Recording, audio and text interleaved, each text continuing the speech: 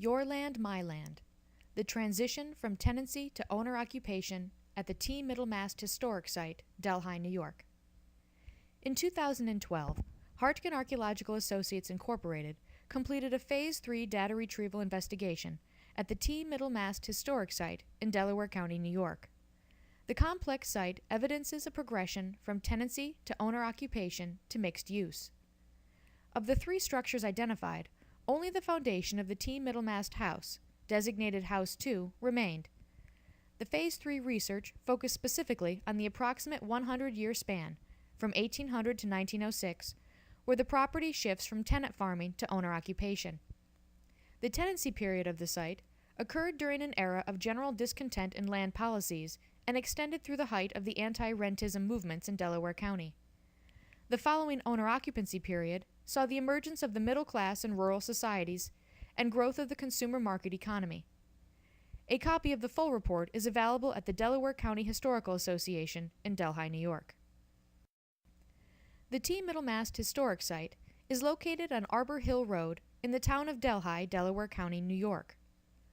The property is situated on the north side of the road in the narrow valley of the west branch of the Delaware River, southwest of the confluence with the Little Delaware. The village of Delhi is less than 3 miles to the northeast.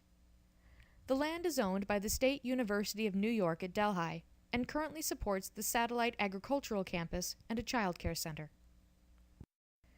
3 structures were documented on the site correlating to the periods of tenancy, owner-occupation, and mixed use. The earliest structure, designated House 1, was a log house evidenced by a cobblestone chimney base extending 3 by 9 feet. This structure correlates to the tenancy occupation of the site circa 1800 to 1855. The next structure, designated House 2, consisted of a mortared fieldstone foundation with identifiable front and rear entrances. An associated well was located approximately 25 feet southwest of the foundation. House 2 correlates to the owner-occupation of the site, 1855 to 1906. House 3, the latest structure, was identified through historical documents, aerial photographs, and the remaining septic pipe and tank. The house was likely constructed circa 1930 and was demolished in 2003. House 3 correlates to the mixed-use occupation of the property, post-1930, and is outside the focus period of this presentation. In addition to the structures, midden deposits associated with houses 1 and 2 were identified in the northern portion of the site and contained domestic wastes from the tenancy and owner-occupation periods. The chimney base consisted of dry-laid cobbles and fieldstone. The cobbles were likely collected locally, as the soil is stony and the river is close to the north. It has been historically noted that natural fieldstone in the area was not preferred for building, so once the cobble layer was laid to level the ground, rough-cut fieldstones were likely imported to form the chimney above. Though adjacent to the House 2 foundation, the chimney base was not attached to the later construction. The log house itself would have been built from timbers taken from the surrounding slopes as the land was cleared for farming. No foundation or root cellar was identified, and the floor was packed earth. According to the 1798 tax assessment of the town of Delhi, the most common size for log houses in the area was 16 by 14 feet, encompassing 224 square feet. This historical sketch of a Delaware County 1797 pioneer home depicts the typical design of the initial tenant farmhouse. The log house on the Middlemast site was aligned with the gable ends to the east and west, and likely also 1.5 stories. The chimney was likely expressed externally with an interior access for heating and cooking. A fireplace crane was collected from the north midden, further supporting identification. The mortared stone foundation of House 2 was approximately 2 feet thick, with an interior cellar hole of 14 by 15 feet.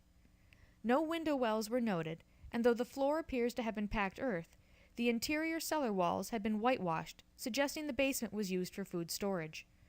There were no exterior bulkheads, and access was through an internal stairway. The house was aligned with the main entrance to the west, noted by the large flagstone and cobble stoop supports to the right of the image, and the rear entrance to the north, indicated by the large stone adjacent to the modern septic pipe in the foreground. The original superstructure was likely a 2-story wood-framed house set atop the foundation encompassing approximately 19 by 18 feet, or 342 square feet. Sealed deposits from beneath the foundation features suggest mid-19th century construction, correlating to the first owner occupation of the property by Thomas Middlemass Jr. in 1855. The site is named for Thomas Middlemass Jr., the first owner who actually lived on the property and who is listed on historic maps. Though use of the site has been continuous since 1800, the transition between tenancy and owner occupation occurs in 1855. The tenant period extends from the initial clearing of the land and construction of House 1 in 1800 and encompasses the unidentified tenant farmers living on the property through 1855. The owner occupation period encompasses 2 generations of the Middlemass family, headed first by Thomas Jr., followed by his son Thomas D., and ends when the Middlemass sell the land in 1906. A comparison between these periods reveals a distinct difference in the socioeconomic standing and upward mobility of the residents. The upper branches of the Delaware River only became available for undisturbed Euro-American settlement after the end of the Revolutionary War. During the hostilities, the West Branch was part of the warpath used by the Iroquois who were based at Fort Niagara and raided the Schoharie Valley in eastern New York. With the defeat and subsequent dispersal of the British-allied Iroquois nations, opposition to the expansion of the colonial settlements ceased. In the same manner as neighboring Columbia, Rensselaer, and Albany counties, Delaware County was settled as leasehold farms, where the landowner divided large tracts of property into lots to be rented to tenants, who were then expected to clear the area and create viable farmland. Tight lease controls and unreasonable rent requirements ensured that most, if not all, the assets and profits from the farm were funneled directly back to the landlord. The anti-rent movement developed out of resentment of the leasehold structure, and the first half of the 19th century saw increased resistance to rent collection and outright rebellion against the tenancy system. Support for the movement grew quickly among the settlers, and the anti-rent party was able to carry the 1846 gubernatorial elections. Massive land sales occurred between 1846 and 1862, as legislation was introduced to terminate the leasehold system.